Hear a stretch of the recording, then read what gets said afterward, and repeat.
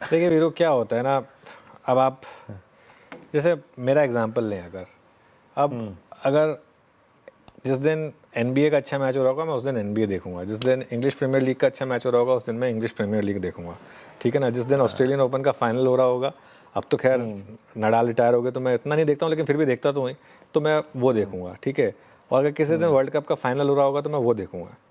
इसका मतलब क्या मेरी दिलचस्पी एक स्पोर्ट के मुकाबले दूसरे स्पोर्ट में कम हो गई? ऐसा नहीं है। पहले तो ये बता देते हैं कि हुआ क्या। इक्विटी से ज़्यादा सोना ऑब्वियसली निवेशकों की पसंद बनी जनवरी में, क्योंकि दिसंबर में जिस तरीके के रिकॉर्ड इन्फ्लोज आए थे उसके बाद, और जिस तरीके से गोल्ड में शानदार तेज़ी थी, 24,040 करोड़ का निवेश आया। इक्विटी में भी निवेश है, मन तो मन घटा है, लेकिन 24,000 करोड़ फिर भी फ्रेश आया है। ऐसा नहीं है कि रिडेम्पशन हुआ है, 24,000 करोड़ फिर भी आए हैं यहाँ पर। तो गोल्ड ईटीएफ जो है वो ऑब्वियसली ज़्यादा है। लेकिन जो बात मैं कहने की कोशिश कर रहा हूँ ना, इसको गोल्ड वर्सेस इक्विटी के तरीके से मत देखें। हमारे देश में रिटेल के पास इतना पैसा है अब आज की डेट में कि वो प्रॉब्लम ऑफ प्लेंटी है।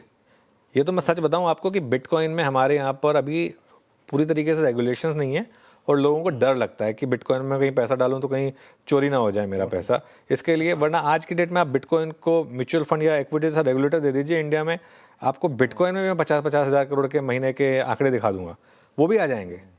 तो मामला ये है कि पैसा तो है लोगों के पास, और पैसा लगाना भी उनको, हम फ्रॉम अ सेवर इन्वेस्टर बन रहे हैं, तो वो हर जगह जाएगा। हम जरूरी नहीं है कि हर एसेट क्लास को वन वर्सेस अदर देखा जाए। कुछ गोल्ड भी चाहिए आपको पोर्टफोलियो में, कुछ लैंड भी चाहिए, कुछ रियल स्टॉक्स भी चाहिए, कुछ प्रेशियस मेटल भी चाहिए।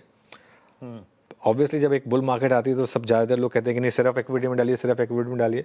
लेकिन एक मेरा व्यू हमेशा ये रहा है कि गोल्ड आपके पोर्टफोलियो में हमेशा होना चाहिए। अब जरूरी नहीं है कि आप इस प्राइस पर चेज़ करें उसे, लेकिन नॉर्मली तो इसके लिए इसको मैं कहूँगा कि आप वन वर्सेस अदर देखने के बजाय एक दूसरे को कॉम्प्लीमेंट करके देखें तो बेटर रहेगा। चलिए।